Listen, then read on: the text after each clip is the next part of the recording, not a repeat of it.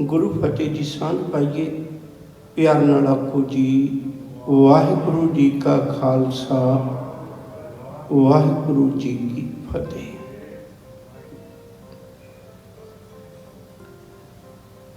कुछ एक कविता दियां काव्य रूप दियां लाइनां ने पहले मैं तुहाडे नाल वो साझियां करन लगा।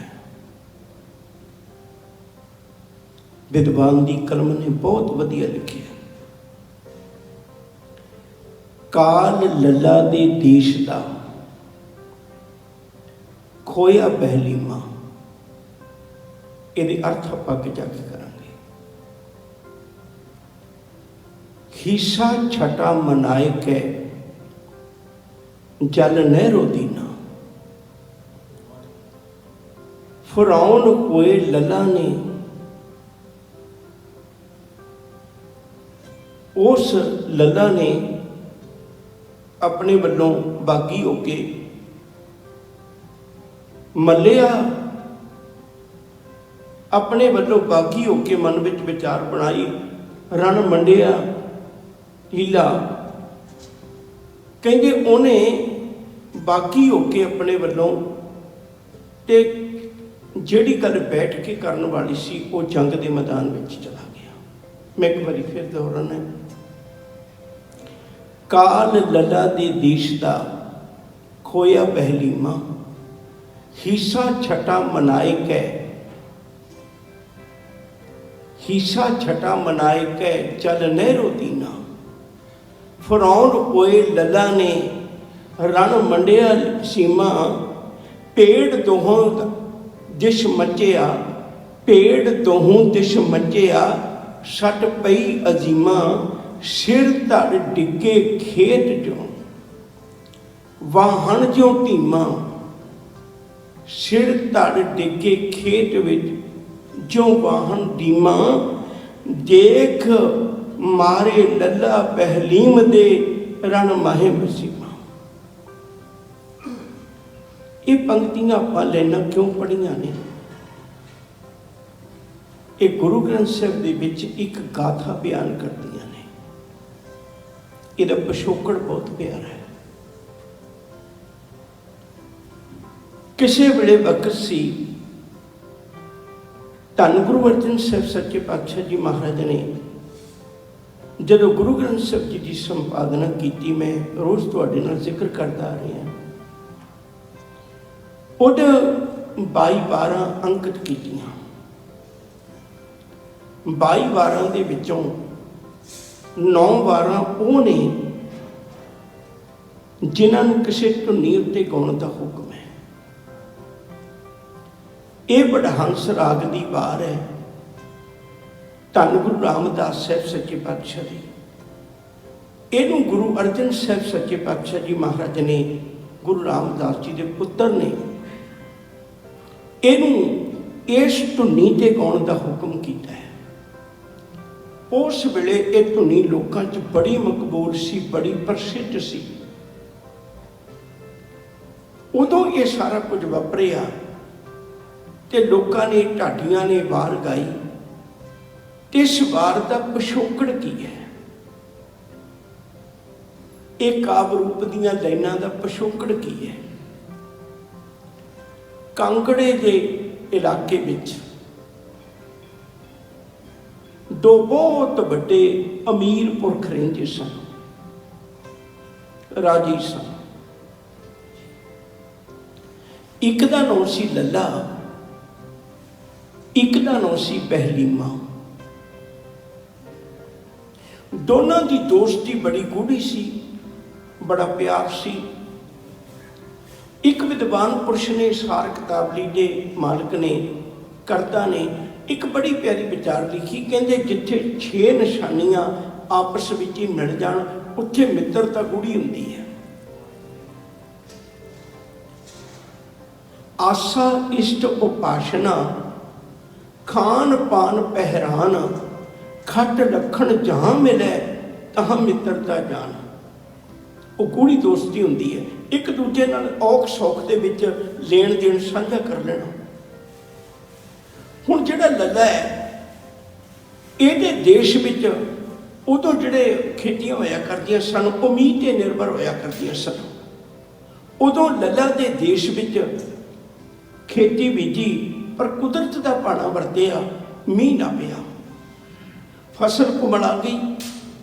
ਕੁਮਲਾਈ ਹੋਈ ਫਸਲ ਵਿੱਚੋਂ ਅੱਗੇ ਅਨਾਜ ਦੀ ਪ੍ਰਾਪਤੀ ਦਾ ਜਿਹੜਾ ਉਹ ਮਨ ਵਿੱਚ ਵਿਸ਼ਵਾਸ ਸੀ ਉਹ ਡਾਮਾਡੋਲ ਹੋ ਗਿਆ।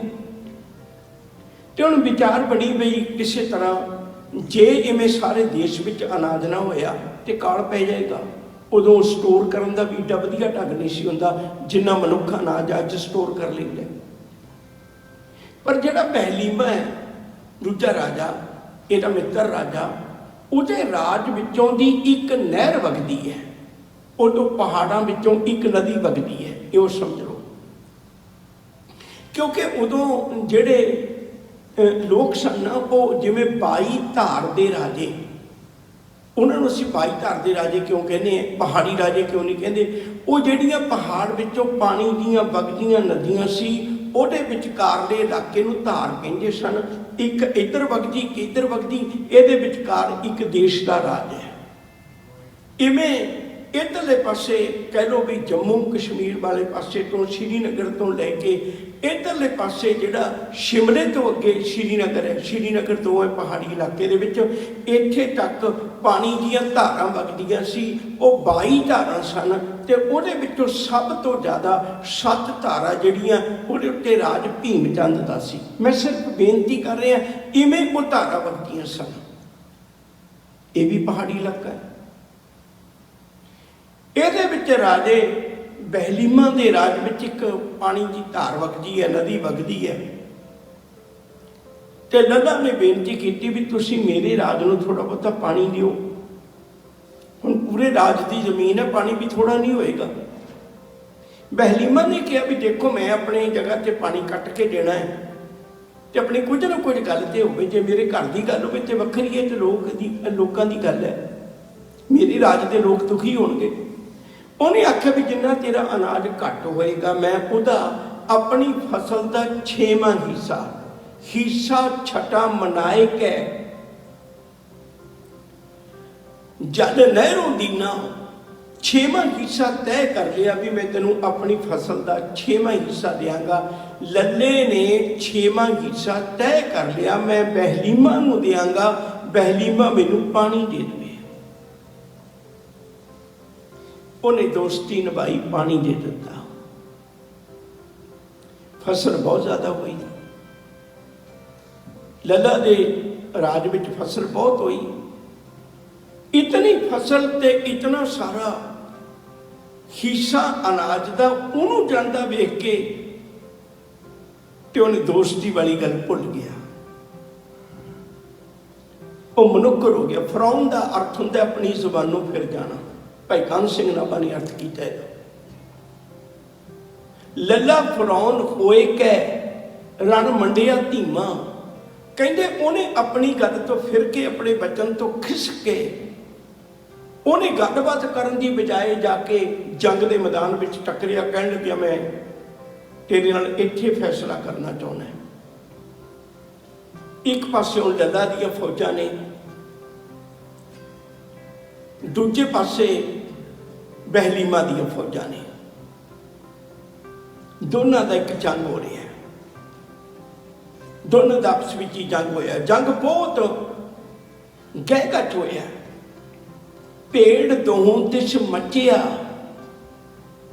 ਦੋਨਾਂ ਪਾਸੇ ਭੇੜ ਮੱਚਿਆ। ਸੱਟ ਪਈ ਅਜ਼ੀਮਾਂ, ਬੜੇ ਵੱਡੇ ਵੱਡੇ ਬਹਾਦਰਾਂ ਦੇ ਨਾਲ, ਯੋਧਿਆਂ ਨਾਲ ਜੰਗ ਲੜਿਆ ਗਿਆ। ਹੋਇਆ ਕੀ? ਸਿਰ ਧਰ ਡਿੱਗੇ ਖੇਤ ਵਿੱਚ, ਜਿਉਂ ਵਾਹਨ ਢੀਮਾ। ਜੰਗ ਦੇ ਮੈਦਾਨ ਵਿੱਚ ਇੱਕ ਦੂਜੇ ਦੀ ਕਟਾ ਵੱਡੀ ਵੱਢ ਵੱਢ ਕੇ ਸਿਰ ਤੇ ਧੜ ਉੱਥੇ ਇਵੇਂ ਪਏ ਨੇ ਜਿਵੇਂ ਕਿਸੇ ਕਿਸਾਨ ਨੇ ਸੁੱਕਿਆ ਹੋਇਆ ਖੇਤ ਵਾਹਿਆ ਹੋਵੇ ਤੇ ਵਿੱਚ ਢੀਮਾ ਪਈਆਂ ਹੋਣ। ਤੁਸੀਂ ਸਮਝਦੇ ਹੋ ਇਸ ਗੱਲ? ਇਵੇਂ ਦੀ ਕਟਾ ਵੱਡੀ ਹੋਈ। ਵਕਤ ਆਇਆ, ਮੈਂ ਹਰ ਰੋਜ਼ ਤੁਹਾਡੇ ਨਾਲ ਸਾਂਝ ਪਾ ਰਿਹਾ ਹਾਂ ਇਹਨਾਂ ਵਾਰਾਂ ਦੀਆਂ ਧੁਨੀਆਂ ਦੀ। ਯਾਦ ਰੱਖਿਓ, ਹਕੀਕਤ ਤਾਂ ਸੱਚ ਤਾਂ ਸੱਚ ਹੀ ਰਹਿਣਾ ਨਾ। ਮੈਂ ਰੋਜ਼ ਬੇਨਤੀ ਕਰਨਾ, कूड़ निखुटे नानका ओढ़क सच रही। इस गल च कोई दोहरावा नहीं। कूड़ कुछ समा भरम के कपड़े पा के दुनिया में अपना प्रभाव बना लेंदा है, पर जदों वो उतरदा बाणा आउंदा, ਉਹਦਾ ਪਰਦਾ उतरदा, भरम उतरदा, भाव असलीयत नंगी हुंदी है, असलीयत प्रगट हुंदी है, फिर जय जयकार असलीयत दी होया करदी है। कूड़ नूं कोई विहड़े नहीं अपने थां देंदा, उहदे नाल कदे कोई मुहब्बत नहीं करता। अपनी गल तो मुकर जाना ये अकिरतकड़ बंदे का काम है। बड़ी प्यारी विचार अज की ये सानू सिक्ख्या देगी। अखीर च जाके मैं गल करना, हमेशा ये गल चेता रखनी चाहिए है, जिन्हें मेरे ते कोई परोपकार किया उन्होंने चेते रखना चाहिए है। एक भाई गुरदास जी का बोल मेरा ख्याल तुहानू सारिਆਂ ਨੂੰ याद होएगा, मैं थोड़ा जिहा तुहाडे ख्याल विच रखना चाहना है। भाई साहब ने बड़ा प्यारा बोल बख्शिश किया है। वो कहते नाम तिस भारे पर्वतां आसमान खांदे, धरती नहीं कदे भार महसूस करती उन्हां पर्वतां दा जिहड़े देखण नूं आसमान नाल खह रहे ने।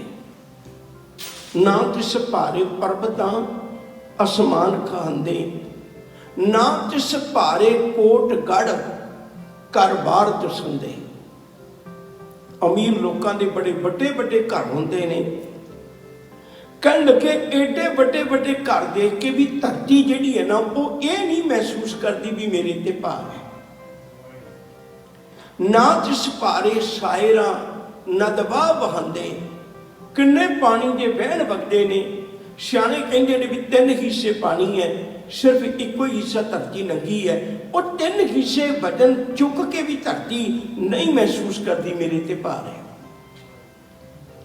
ना तिस भारे तरवरां फल सो फल फुलंदे। बड़ी प्यारी विचार है। कहते धरती वो कदे भी भार महसूस नहीं करती दरख्तां दा, कदे दरख्तां दी वो गल नहीं। कहते जदों उन्होंने फल लग जाता है, दरख्त दीयां टाहणियां भी कई बारी भार नाल टुट जांदियां ने, इन्ना भार होने के बावजूद भी। पर धरती नहीं कहती भी दरख्तां दा भार वध गया तो मेरे को झल्लिया नहीं जाता। ना तिस भारे तरवरां फल सो फल फुलंदे, ना तिस भारे जी जंत अणगिणत फरंदे। वो लोग ते चिंतित हो जाते हैं भी आबादी वध गई है संसार की, पर धरती नहीं कहती भी मेरे विहड़े च थां घट गई है। वो नहीं कहती, वो तो संभाल लेंदी है जितने भी जीव ने। ना तिस भारे जी जंत अणगिणत फरंदे।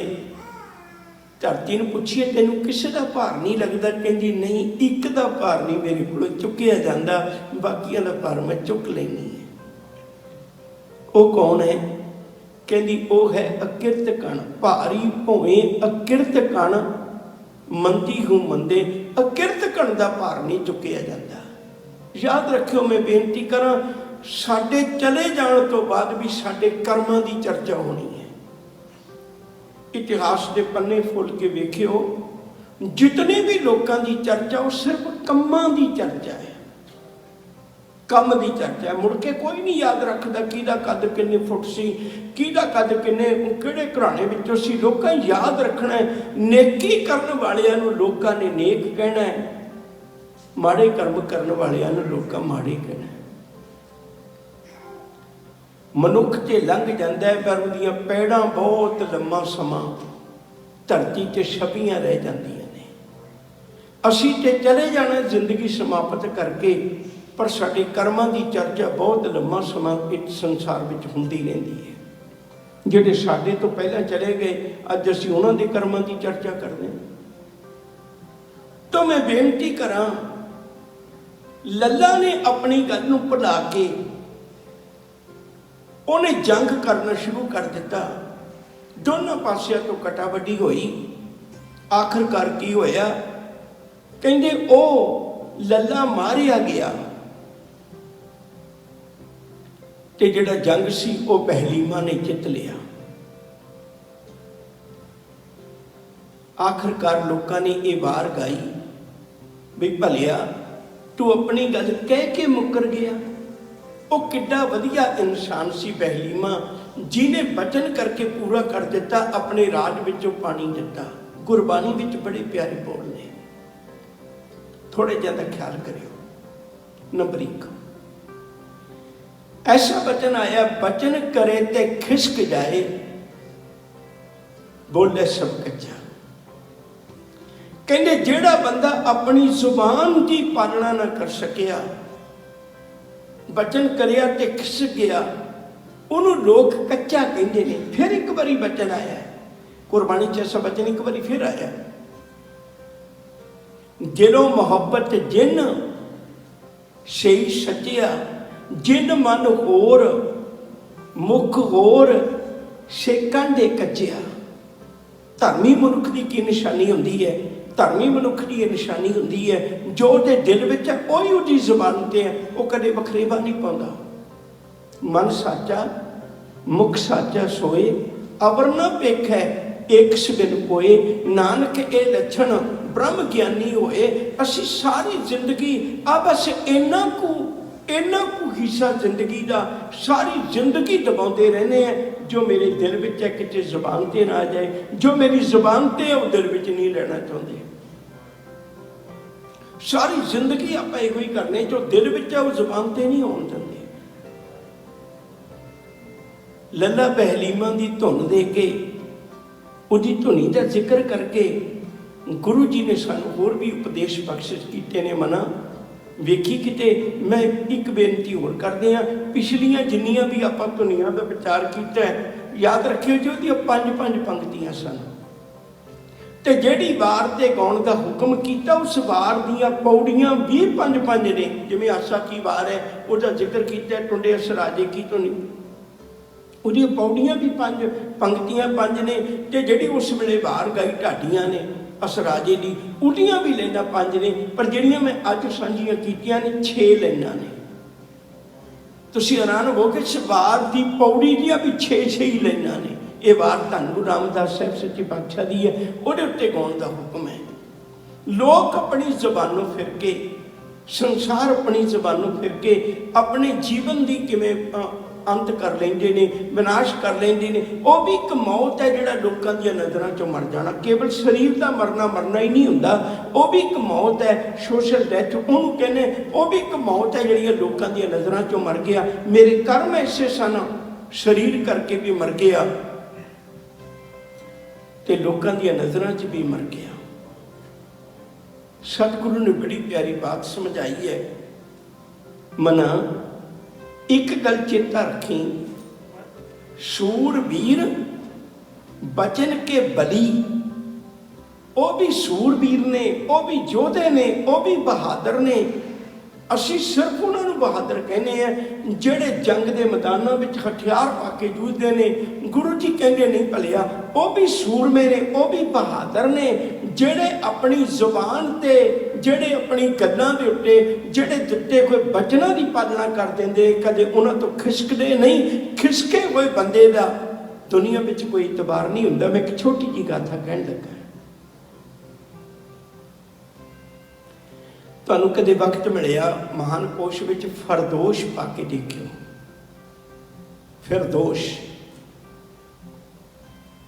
फिरदोश एक तूस इलाके का बहुत बड़ा सियाणा दाना लखारी सी।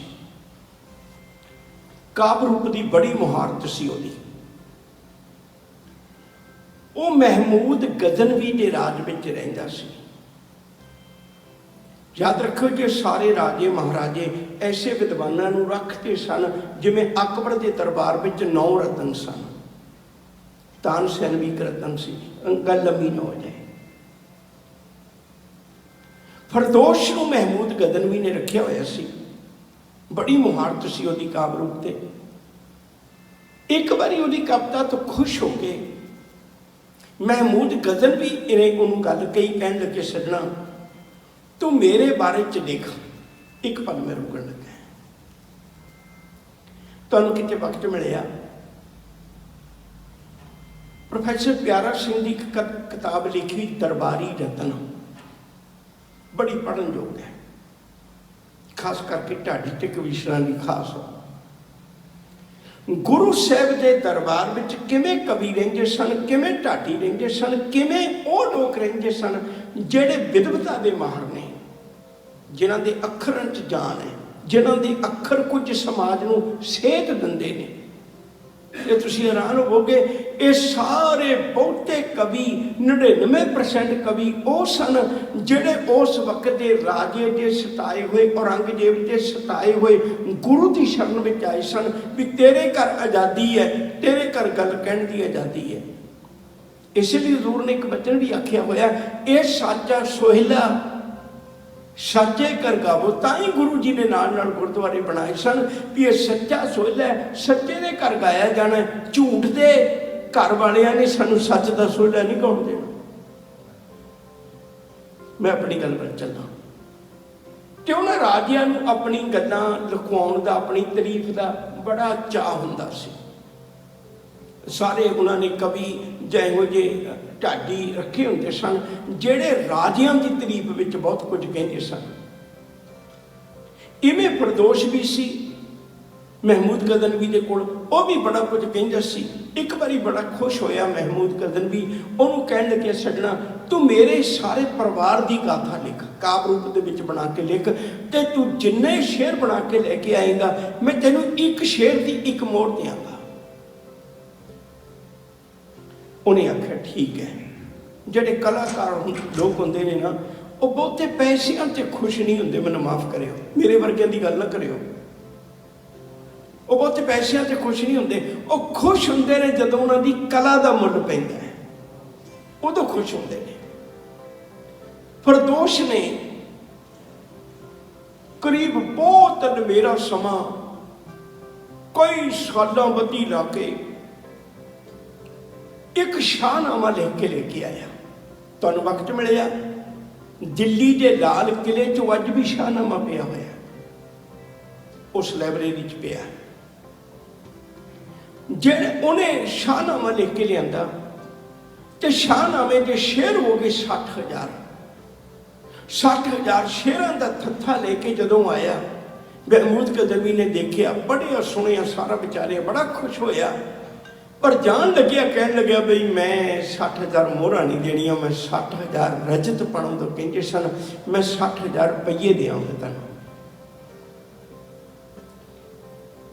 फरदोश ने साला बती ला के लिखिया सी, उहदा दिल कुमला गया, कह लग्या भलिया मैं 60,000 रुपये भी नहीं लेने, तू किहड़ी गल विच लग्या रे, तू नहीं विचार कर सकिया मैं कहना की चाहुंदा, तू किहड़ी गल ते लग्या रे, तू पैसे नहीं तोलता रहा, मेरी कला की तोहीन की है। वो छड्ड के चला गया ते जांदा होया वो अखीर में शाहनामे जे ले गया भी ये पहला सारा परिवार तो बहुत वधिया सी, पर महमूद गजनवी बहुत घटिया बंदा है। जदों दे अर्थ बाकी विद्वानां ने करके दसे तो बड़ा पछताया भी मैं बड़ी वड्डी गलती कर ली। तो उन्हें उस वेले प्रबंध किया, कुछ बंदे लेके तूस नगर भेजे भी जाओ फरदोश नूं ये 60,000 मोहरां दे के आओ, मैं गलती कर ली। हुण जदों उत्थे गए, बचन तो खिस गया थी, जदों उत्थे गए तो उन्होंने फरदोश का घर नहीं लगता।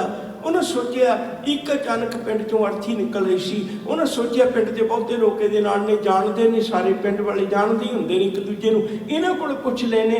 उन्हें किसी सियाने बजुर्ग को पूछा, कह लगे फरदोश को मिलना, कह लगे क्यों, कह लगे महमूद गजनवी राजे को आए हैं, उन्हें बड़ी बारी तुहानूं पता होगा सोमनाथ मंदिर लुटिया, कह लगे भी असीं उहदे कोलों आए हैं।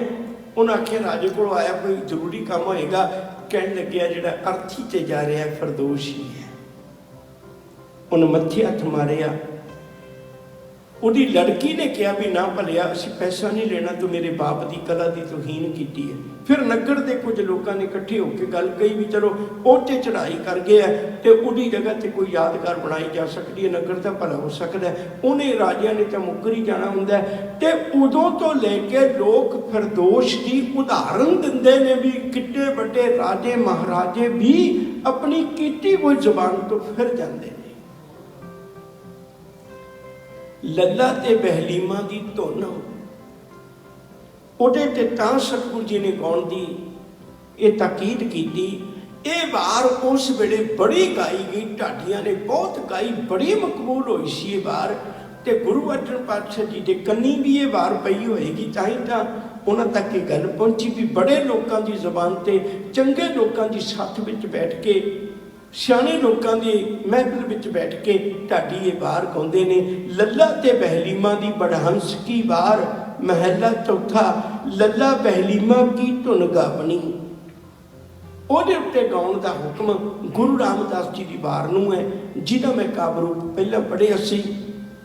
ਇਵੇਂ ਇੱਕ ਬਹਿਲੀਮਾ ਇੱਕ ਲੱਲਾ ਹੈ, ਤੇ ਬਹਿਲੀਮਾ ਦੇ ਰਾਜ ਦਾ ਪਾਣੀ ਲੈ ਕੇ ਲੱਲਾ ਨੇ ਆਪਣੀ ਖੇਤੀ ਪੈਦਾ ਕੀਤੀ, ਪਰ 6ਵਾਂ ਹਿੱਸਾ ਦੇਣਾ ਪ੍ਰਵਾਨ ਕੀਤਾ।